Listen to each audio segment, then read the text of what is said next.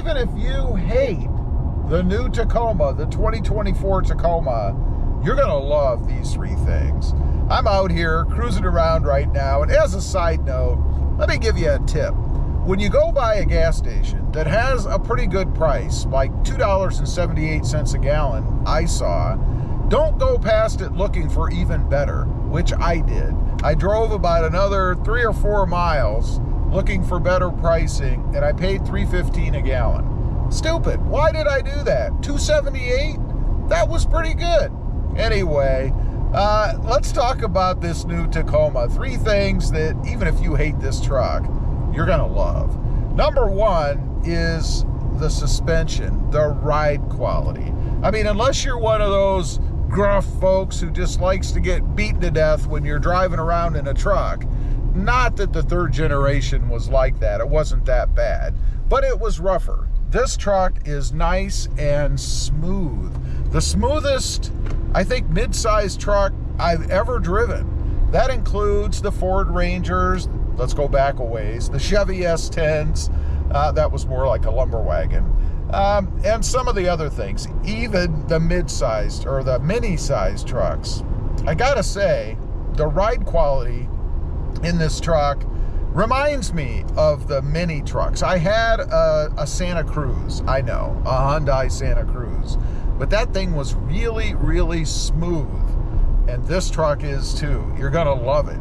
Next up is the engine. I know, it's a 4-cylinder turbo. Nobody likes the 4-cylinder turbo. They want the V6, and I think primarily basing that upon the unknown, the uncertainty of the longevity of the turbo. That's what I hear the most. Honestly, we don't know. I certainly can't say either way. Will this truck last 500,000 miles, 500, 300,000 miles? 100,000 miles. You know, I don't know, you don't know, nobody knows. I think a lot of people are basing their opinions on the turbo on history, old history, not the newer modern cars. I mean, manufacturers have been using turbos now for years, and they're not failing left and right, at least not the new style or the new, more modern ones that I'm aware of. The engine is awesome. The power of it as compared to the 3rd generation is just amazing. And when I say power, I suppose I should be a little bit more specific. I really should be talking about torque, because that's what this truck has, and that's what you're gonna get with a turbo anyway, right?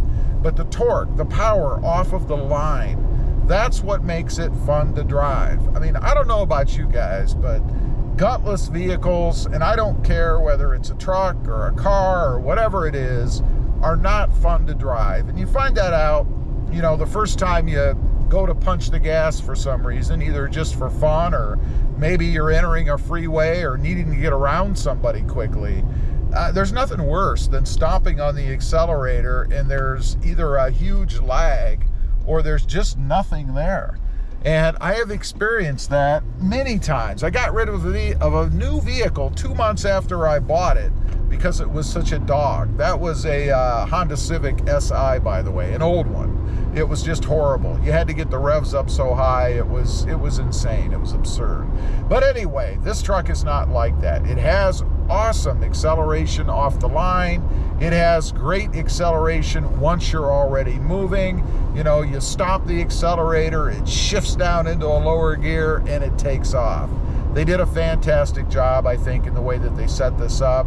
And I will say that if Toyota would have decided maybe to keep the V6, I think they could have. I think they could have kept the V6, retuned it from the factory, and married it up to an 8-speed transmission.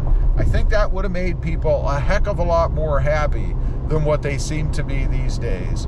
For me, I could go either way. I mean, if they'd have kept the V6 and done what I said, I wouldn't be disappointed in that, because we'd have a more powerful engine, I think, and something that would have given me the responsiveness and the acceleration that I want, right?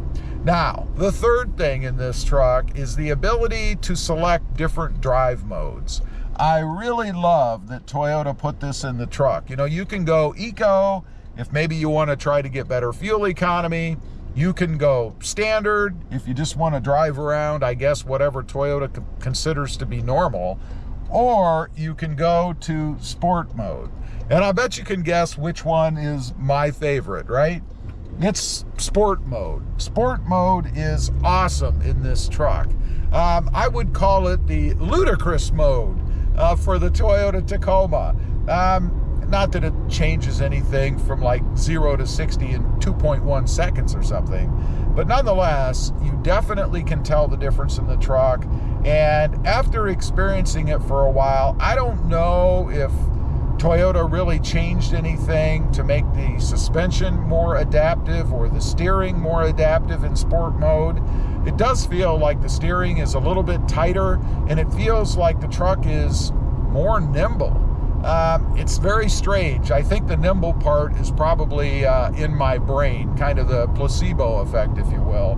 But nonetheless, just having that extra power, I guess, that going into sport mode gives you is awesome. The only thing that I wish Toyota would have done in the setup or the way that the different modes work is that it stays in the mode that you set it at as a default. In other words, if I start out in eco mode and while I'm driving around, I switch it to sport, it stays in sport. So the next time I start the truck up, I'm there. Now, I know they've done it the way they've done it for fuel economy reasons. They don't want it to stay in sport. They always want you to default to eco. But I mean, come on. I'm the one paying for the gas. I'm the one driving the truck. Why can't I have it default to where I want? And you know, I expect one of those aftermarket companies will probably come up with a plug-in or a fix or something where it will indeed do that. Wherever you put it last is where it will stay.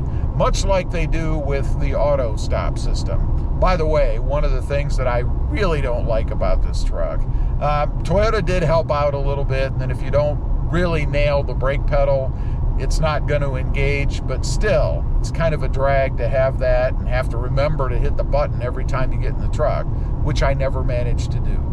Anyway, I just wanted to get on, kind of talk a little bit about the three things that even the Tacoma, the new Tacoma haters, are going to love about this truck. And I got to say, if you fall into that category, and you can honestly tell me that you disagree with any one of those three things, I've got to question whether or not you're maybe loyal to another brand out there, because there's just no way, if you like to drive, that you won't notice and like these improvements in the 2024 Tacoma. Leave a comment. If you've gotten one, a 2024, how do you feel about those three things? I'd be curious to know. Thanks for watching. Stay safe out there. Bye.